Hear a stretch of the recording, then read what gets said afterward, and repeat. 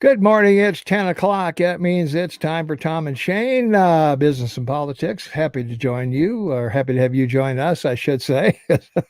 It's April Fool's Day. We're not gonna pull any pranks on you today. We promise. So we're just gonna do the normal stuff that we always do. We put up videos that help small business owners or people who want to start their own businesses or people who are just thinking about getting into a business.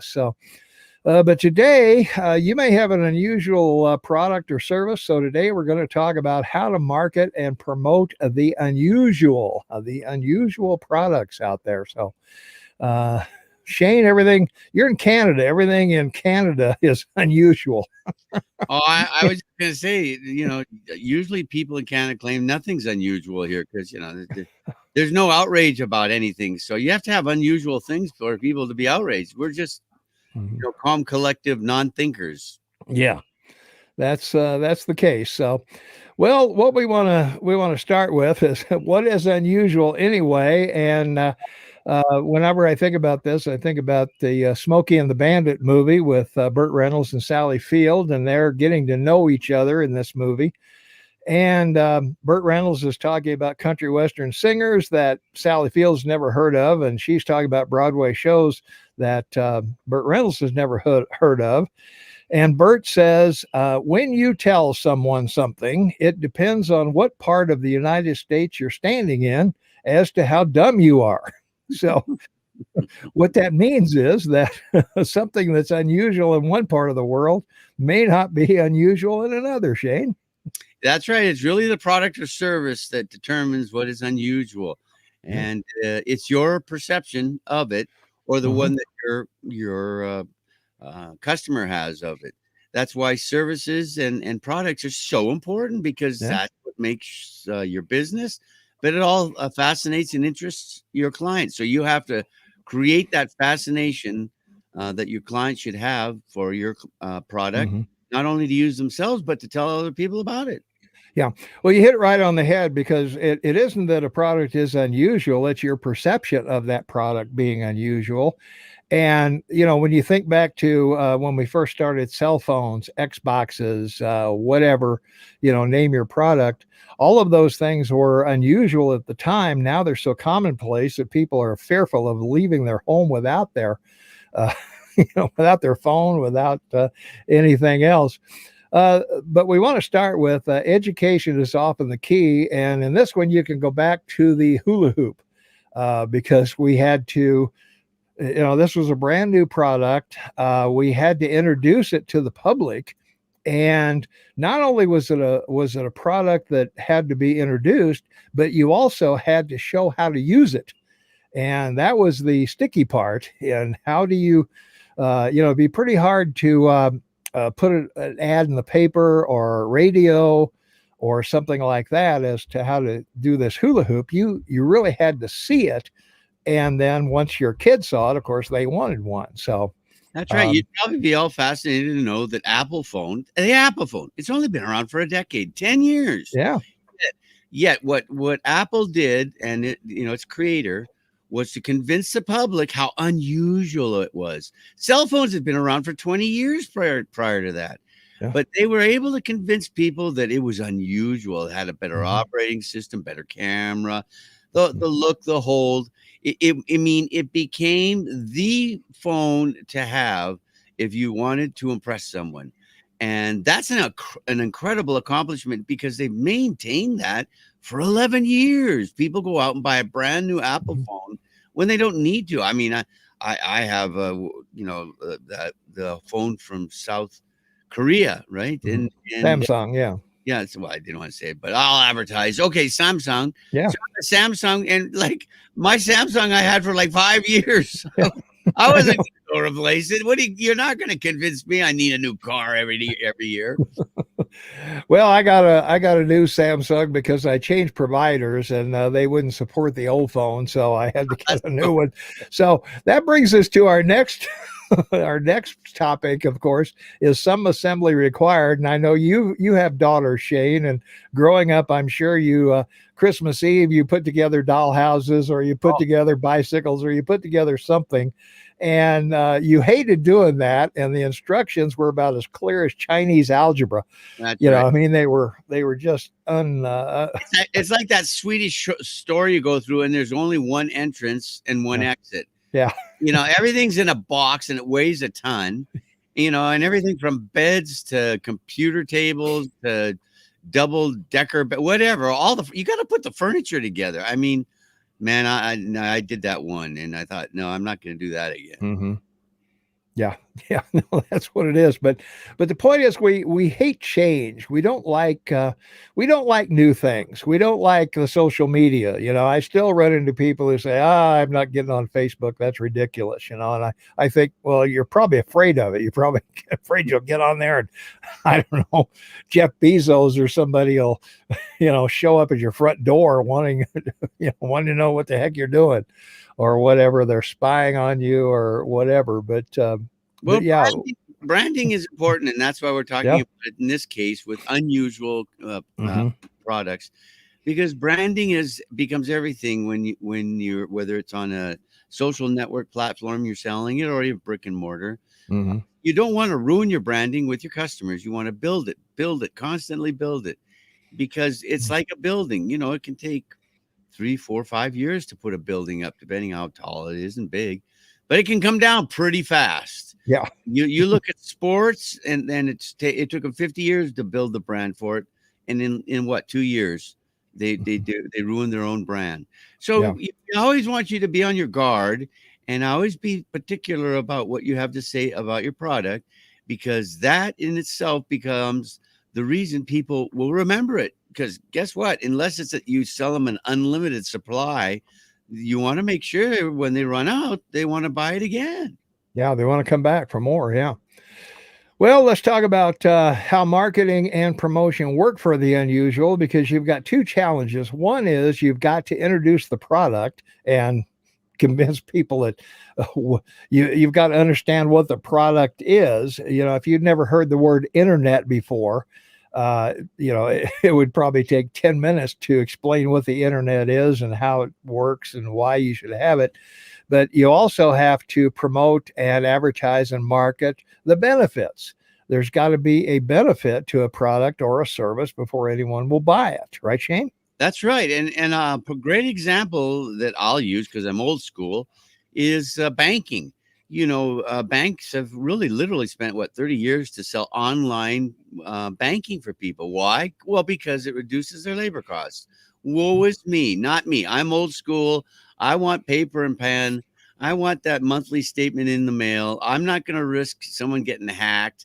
Seen too many banks get hacked. I've seen too many stories of, stuff happening on the internet that you just don't want to be a party of. So even though they've tried very hard to brand that and sell it to me as unusual, it's too unusual. So sometimes things can be too unusual for somebody old Mm-hmm. like me. Well, that's true.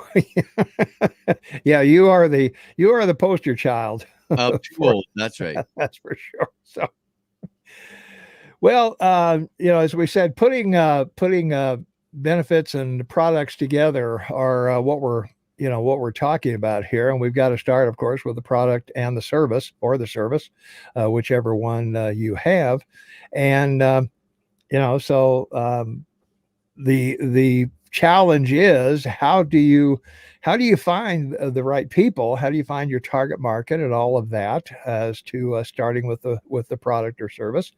And it's depending on where you are and the advertising opportunities you have. This can be difficult. One of the things we suggest is, if you have an unusual product or service, contact your local radio station or TV station. Don't talk to the sales department about buying advertising. Talk to the news department and say, "Hey, I've got this." When I started my baby boomer helper website, that helps seniors and baby boomers find medical care and veterans and all of that, I went down to a local TV station. They put me on. and they said, hey, this new website, it's helpful and everything. And boom, a lot of people came to look at the website. That's So right. try that. All they can do is say no. You know, you haven't lost anything. Well, that's right. And as we've established in other talks with you, buying products are an Mhm. emotional experience. It's either because they want something or Mhm. they need it. Yep. So you have to cover both those bounds. And Mhm. as Tom says, besides taking advantage of opportunities like that, you have to constantly develop the product benefits, constantly remind people why they need it. Mhm. And you'll see when you watch ads after today and listening to us that the difference in those type of commercials that are trying to provide you with the this is what you want as opposed to this is what you need. And there are two types of commercials altogether, especially for very rare types of products, because there's some that are very interesting, some that are just Mhm. everyday use. Yeah. Well, you see there are several products that didn't work, over the years. New Coke didn't work very well. That was kind of a fiasco. You don't have DeSoto or Plymouth or Oldsmobile or some of those anymore. Um, just because of changing attitudes and whatever. But the next thing we want to cover is that you have three kinds of customers. You have the first kind of customer who will always buy something new. They're the people that are lined up around the block waiting for the new Apple phone to come in. And the second type of customer is the one that says, "Well, I'm going to wait, and then I will wait for them to perfect it. Then I'll get one." And then the third type is kind of in the middle, where they say, well, I'll take a look at it and maybe make a decision. Maybe I'll buy it. Maybe I won't. So that Mhm. middle group is the group we want to talk to, Shane, in our advertising and marketing. And it's the broadest group of demographics because it covers Mhm. all of them. Yeah. You have young and old, you have middle aged, but yeah, the middle span has a full demographic. Where on the other sides of this, one side may have an older demographic, which it does usually, and the other side has a younger demographic or just a middle aged demographic. So this is why you have these conversations with people that have gone through this and have experienced it. So you don't make that mistake. Go for the middle. Go for Yep. the wider demographic where you reach more people and it's more applicable to the product you're selling. That's for sure. Yeah. Yeah. You want to reach the broadest number of people that are your target market. And we're going to talk about target market in just a moment. But before we do that, we need to talk about your message. And if you're giving the wrong message to the wrong people, obviously, then you're going to have a problem situation. Mhm. Um, and also, which market are you really trying to attract? For example, your child is probably the end user of Kool-Aid or the hula hoop, but the parents are the buyers. So the parents in that case are the secondary market. The primary market that you want to go after are the kids. And this is go down any cereal aisle and you will see it's kids, kids in the cereal aisle. They got cartoon characters on the boxes. They don't have how healthy Captain Chunk is, or Captain Chocolate, or whatever the hell he is. They just have all this stuff to attract kids and say, "Mom, I want that cereal. I want that cereal." Thomas is brilliant in his analogy because you talk to people in food and they'll tell you the 3-foot shelf in a store for a new product is absolutely necessary. If a child Mhm. sees it and starts asking mommy for it, and it's not there because they've seen it on TV, then mommy asks the manager, "Do you Yeah. have the product?" Oh, and then the manager gets 12 women that have asked him in one day, and he says, "Better order that, put it on aisle 5." That's the way it's worked. It's worked well for 50 years, and it's been extremely successful. Yeah, exactly right. Yeah.